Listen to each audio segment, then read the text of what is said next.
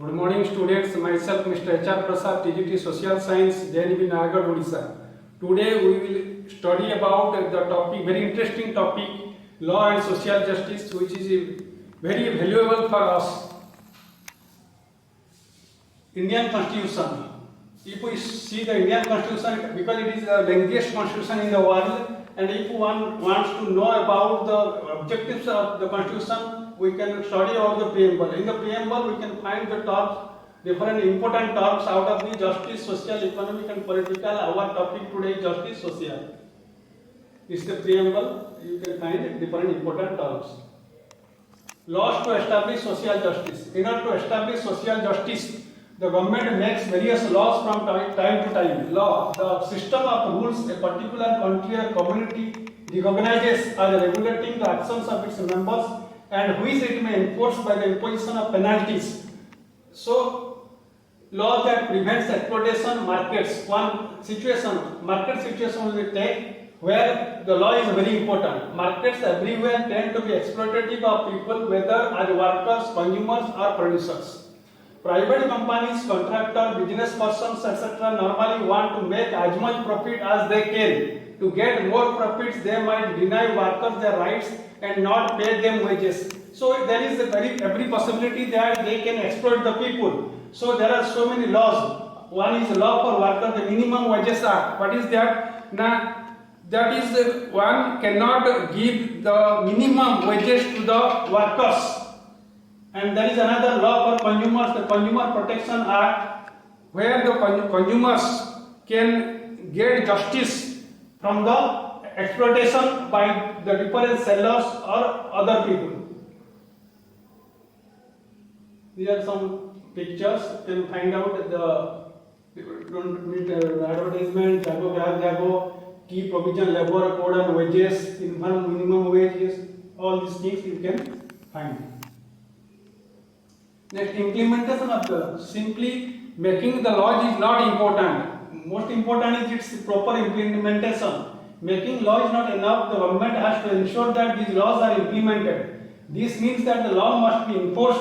Enforcement becomes even more important when the law seeks to protect the weak from the strong. Enforcement becomes very important when there is the situation where law seeks to protect the weak from the strong. Fundamental rights.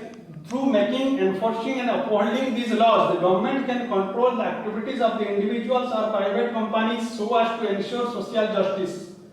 Some laws are there which are having its basis on the fundamental rights guaranteed by the Indian Constitution. For example, right against exploitation from Article 23 to 24. So 6 fundamental rights are there. Out of these, there is one fundamental right against exploitation. In that right against exploitations, which is comprising the articles 23 to 24, we can give justice to the people against exploitation by different people. Right against exploitation, it says that no one can be forced to work for low wages or under bondage. Also in that we can find Child Labour Prevention Act. It says that no child below the age of 14 years shall be employed to work in any factory or mines or engaged in any other hazardous employment. You can see the picture, small children, they are working in very hazardous work. This is one picture where heavy work the boy is doing, small boy here, they are making the matchsticks. Sometimes you can find the children employed in firecracker making industries also. There are some other pictures where you can find the children doing so many very hard works. So from time to time different people are coming forward to provide justice to these students or these children, stop child labor. You can find this picture. Next, why foreign companies come to India? We can find that there are so many foreign companies coming to the underdeveloped countries or poor countries like India. Why they come? There are so many advantages of these companies coming to these poor countries or underdeveloped countries like India. Then one is the cheap labor. Wages that the companies pay to workers in the poor countries like India is very less. With minimum payment, they can employ the workers. Second one is cost cutting measures. Companies can operate with lower working conditions, including lower safety measures. For example, one company is Union Carbide. So many times it is found that without proper working conditions provided to the people or to the workers, they get the work done. One Union Carbide is one company, such company, which is an American company that had set up a factory in the city of Bhopal where it produced pesticides. At midnight on 2nd December 1984, methyl isocyanate, a highly poisonous gas, started leaking from this Union Carbide plant. Within 3 days, more than 8,000 people were dead. Hundreds of thousands were maimed. The disaster was not an accident. The company had deliberately ignored the essential safety measures in order to cut costs, which is very popular in Bhopal as gas tragedy. Other ways through which the Union Carbide costs other than wages were in the Union Carbide's Bhopal plant. Every safety device was either malfunctioning or in short supply. Between 1980 and 84, the work crew for the methyl isocyanate plant was cut to half from 12 to 6 workers. The period of safety training for workers was brought down from 6 months to 15 days. The post of night shift worker for the MIC plant was abolished. All these things were mainly done in order to cut the cost of the company and to earn more profit, which is not required because all these are very essential for the safety of the workers. But it did not do. Bhopal gas tragedy, you find so many newspapers cuttings, world 1984 world worst industrial disasters. You can find so many things we can know from these pictures. Enforcement safety laws. That's why there is the importance of enforcement of safety laws. Simply making the laws is not important, but its proper enforcement is also necessary. As the maker and enforcer of laws, the government is supposed to ensure that safety laws are implemented. It is the duty of the government to ensure the right to life guaranteed under Article 21 of the Constitution is not violated. The government did not do its duty when there were blatant violations of safety standards in the Union Carbide plant at Bhopal. Here you can find the right to life guaranteed under Article 21 of the Constitution is not violated. It is the duty of the government to ensure that these rights should not be violated in any case.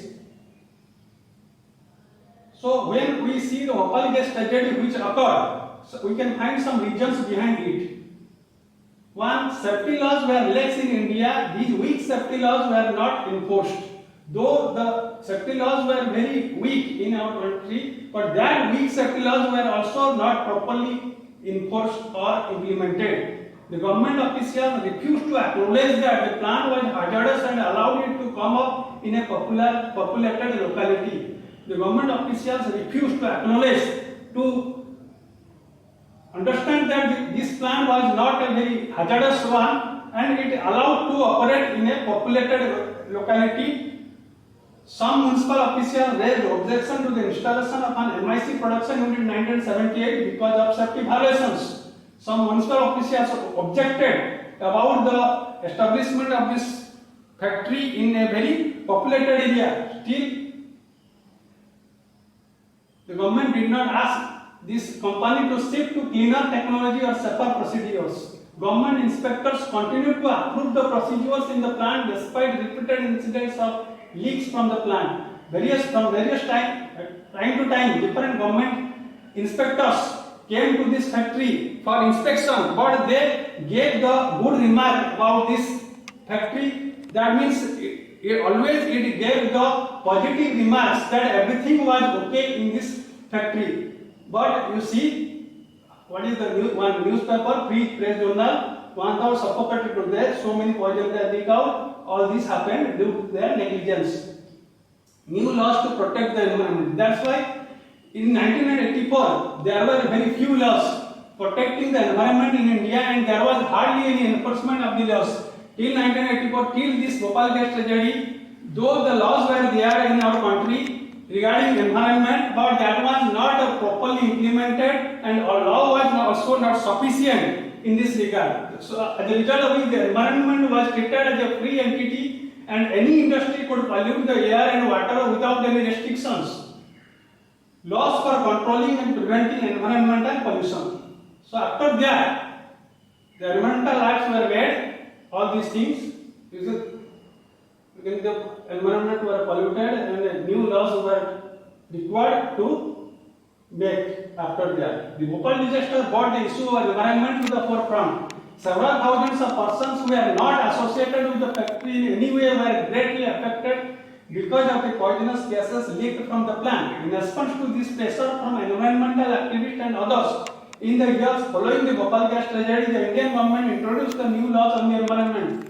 Till that day, till the Bhopal gas tragedy, only if any industrial disaster occurred, only the workers who were working in that factory got the compensation, whatever it may be, small or whatever it may be. But the Bhopal gas tragedy showed that not only the workers were affected, the people who were living in or around the factory, they were also affected to a great extent. But there was no compensation to these people according to the previous laws. So new laws, the polluter was to be held accountable for any damage done to the environment. Right to life is a fundamental right under Article 21 of the Constitution, and it includes the right to enjoyment of pollution-free water and air for full enjoyment of life. The Supreme Court judgment in Subhash Kumar vs. State of Bihar in 1991 gave the judgment, very important judgment, that right to life is a fundamental right under Article 21. And it includes the right to enjoyment of pollution-free water and air for full enjoyment of life, which was not treated earlier. And the polluter was to be held accountable for any damage done to the environment as per the new laws. The government is responsible for setting up laws and procedures that can check pollution, clean rivers, and introduce heavy fines for those who pollute. According to the new laws, the government is responsible for setting up various new laws and procedures to be adopted by the government to check pollution, clean rivers, and introduce heavy fines, if possible, against the culprit who does any pollution to the environment. As a result, we can find Namami Ganga mission, Ganga water, which was treated as a sacred river for the whole Hindus or for the country, was in due course of time was polluted by the people. So different governments of our country has made many programs or schemes how to clean this Ganga river. Out of this, there is one Namami Ganga mission, which was started by the government to clean the Ganga river. And this one is another picture of one metro cities. You can find the sky or the air is becoming very cloudy or very smoky because of the pollution. So it is found that recently, before the corona effect, it was found that the Delhi, the main capital of India, was one most populated city in the country. So conclusion, laws are necessary in many situations, whether this is the market, office or factory, so as to protect people from unfair practices. While the government has a leading role in this respect, people can exert pressure so that both private companies and the government acts in the interest of society. There are many areas where the situation is still unfair. People must demand stronger laws protecting workers' interests so that right to life is achieved for all. So, in the conclusion, we can say that laws are necessary, but government alone cannot do it. Sometimes it requires the vigilance of the people, so that if the government is making any mistakes or if there is any lacunae in the part of the government, then people can put pressure to both the government and other companies to accept the rules and regulations or to make new laws so that everyone can live in a very pollution-free environment. Thank you all.